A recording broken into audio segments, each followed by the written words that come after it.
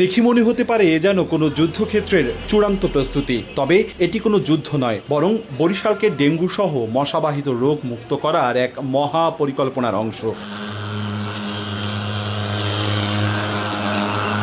গোটা বরিশাল মহানগরী জুড়ে প্রাণঘাতী এডিস মশার বংশবিস্তার রুখতে আটঘাট বেঁধে মাঠে প্রশাসনকে সঙ্গে নিয়ে সমন্বিত উদ্যোগে নেমেছে বরিশাল সিটি কর্পোরেশন। শনিবার সকালে নগর ভবন চত্বর থেকে সচেতনতা র্যালিতে অংশ নেন স্থানীয় প্রশাসনের শীর্ষ কর্মকর্তা থেকে শুরু করে সাধারণ মানুষও। কাঁধে কাঁধ মিলিয়ে প্রচার করেন ডেঙ্গু প্রতিরোধী সতর্কবাণী। প্রত্যেকের বাড়ি নিজ নিজ আঙিনা নিজে নিজে আগে পরিষ্কার করবো, এটা একটা নাগরিক দায়িত্ব।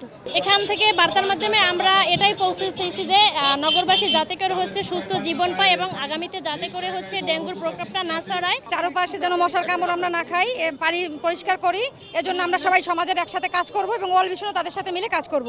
একজন সাধারণ নাগরিক হিসাবে আমিও চাই বরিশাল একটি পরিচ্ছন্ন সুন্দর নগরী হোক। র্যালি বা সচেতনতাতেই সীমাবদ্ধতা থাকছে না এই আয়োজন। স্বাস্থ্য সংশ্লিষ্টরা বলছেন, পুরো জেলা জুড়ে ডেঙ্গু প্রতিরোধের কড়া সতর্কতা বার্তা পৌঁছে দেওয়াই উদ্দেশ্য।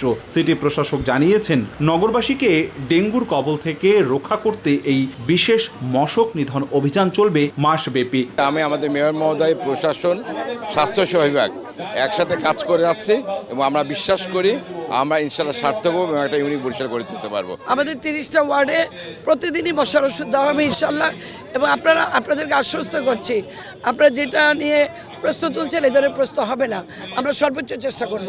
স্বাস্থ্য বিভাগের তথ্য বলছে, চলতি বছরের প্রথম 6 মাসে ডেঙ্গুতে আক্রান্তের সংখ্যা বরিশালে ছাড়িয়েছে 1100 জনে।